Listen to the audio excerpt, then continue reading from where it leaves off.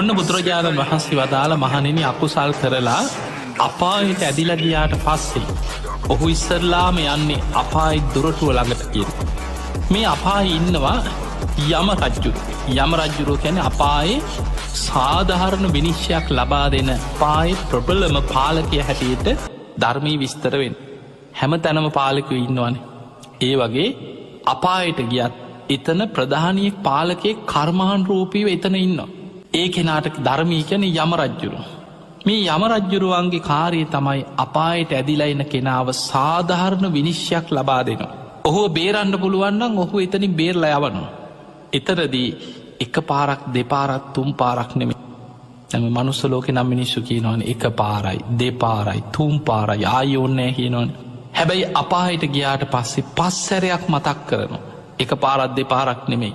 යම රජ්ජුරු පස්සැරයක් මතක් කරනවා එම්බා පුරුසේ. නුබ මේ අපායිටාව නුබේ අම්ම කරපු කර්මගේ වන්න නෙමේ. නුබේ තාත්ත කරපු අකුසල්ගේ වන්න ආවන් නෙමේ. නුබේ නෑදෑයෙක් ඥාතියෙක් හිතවතෙක් කරපු කර්මගේ වන්න ආවන් නෙවේ. නුඹ විසින්ම කරගත්ත මේ අකුසල් නිසයි අපායට ආවෙ කියලා පස්සැරයක් මතක් කර. ඔන්න යම රජ්ජුරු ඉස්සල්ලාම අපායට ඇදිලාවට පස්සේ ඕගෙන් අහනෝ එම්බා පුරුසේ. නුඹ මේ වගේ අකුසල් කරලා තියෙනවා. නුඹ මනුස්සලෝකෙති පළවෙනි දේවදූතියාවත් දැක්කද කියලාහන. හනේ දැක්කේ නැතියි කියන.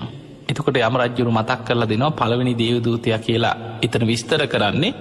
එම්බා පුරුසේ නුඹ දැකල නැද්ද එදාම ඉපදිච්ච පුංචි දරුවෝ එක තැන මළමුට්ට කරගෙන උඩු බැලි අතට වැතිරිලා අඩන කෑගහන පුංචි දරුව දැකල නැද. ඒ අයිනම් දැක්ක කියන ඕන තර. එතකොට යම රජ්ජුරු වහනවා එතකොටවත් නුබට හිතුන් නැද්ද. මමත් ඉපදෙන කෙනෙක් මමත් ඉපදීපදී යන කෙනෙක්.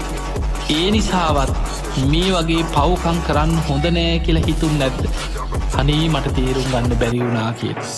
යම රජ්ජුරුව එතකොට තමන්කරපු අකුසල් ටික පළවෙනි පාරට මතක් කරලා දෙන. තමන්ටම සිහි කරලා යම රජ්ජුරු වහනවා එම්බා පුරුසය නුඹ මේ අපායට ඇදිලාවේ. නුබේ අම්ම කරපු කර්මගෙවන්න නෙමේ. නුබේ තාත්ත කරපු අකුසල්ගෙවන්නාවත් නෙමේ. නුබේ නෑදෑයෙක් ඥාතියෙක් හිතවතෙක් යාළුවෙක් කවුරුත් කරපු කර්මයක් ගෙවන්න නුභාවන් නෙමේ.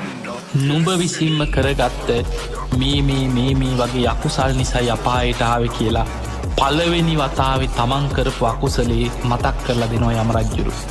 ඊළඟට යම රජ්ජුරු හනෝ එම්බා පුරුසේ නුඹ මේ වගේ අකුසල් කරගනිද්දී දෙවනි දේවදූතියවත් දැක්කේ නැත මනුස්ස ලෝකෙ. අනේ දැක්කේ නැතේක. එතකොට යම රජ්ජුරු අහනවා නුඹ දැකල නැද්ද වයසට ගිය මිනිස්සු අවුරුදු 80 90 100 වෙලා බොහෝම දුරුවල වෙලා